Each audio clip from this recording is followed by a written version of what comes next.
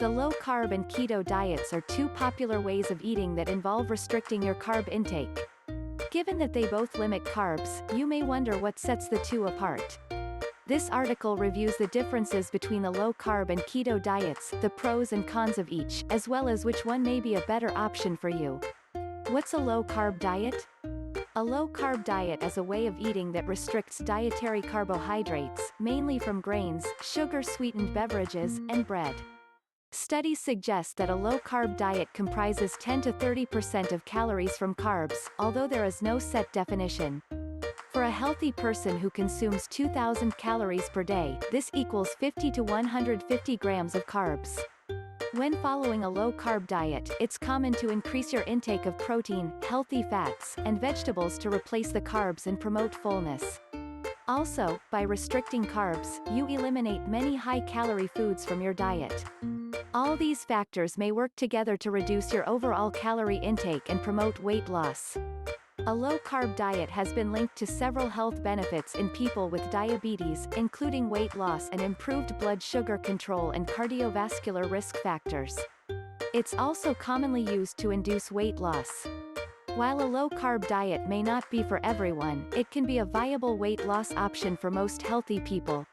Low-carb pros and cons. Pros may promote weight loss. Eliminates many processed high-carb foods. Can be sustained long-term. Less extreme adaptation phase than keto. Less restrictive and easier to follow than keto. Cons. You may feel weak or experience constipation. Limits food options. Limits fruit intake. May impact micronutrient intake. Summary. A low-carb diet restricts carbs, such as grains, rice, and starchy vegetables, to 10 to 30% of your overall calorie intake, which may lead to weight loss. You should consider the diet's pros and cons before starting it. What's keto? The ketogenic, or keto, diet is a very low-carb, high-fat diet that has gained popularity in recent years. The keto diet has several therapeutic properties, such as helping treat refractory epilepsy. Promising research shows it may also impair the growth of certain types of cancer.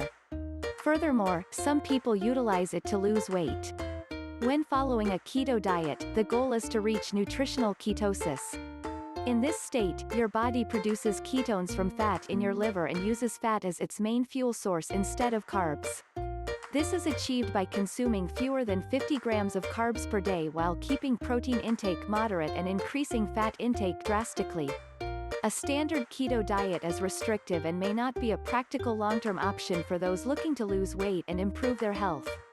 Keto pros and cons. Pros has therapeutic benefits, such as managing epilepsy. May improve insulin sensitivity. May reduce appetite. Can improve cholesterol and triglyceride levels. Cons. Constipation is common due to low fiber intake. Long-term data is limited. Risk of the keto flu, which may include headaches, fatigue, brain fog, irritability, and lack of motivation. Limits fruit intake. May be difficult to stick to for long periods. Summary. The keto diet restricts carbs to 50 grams or fewer per day.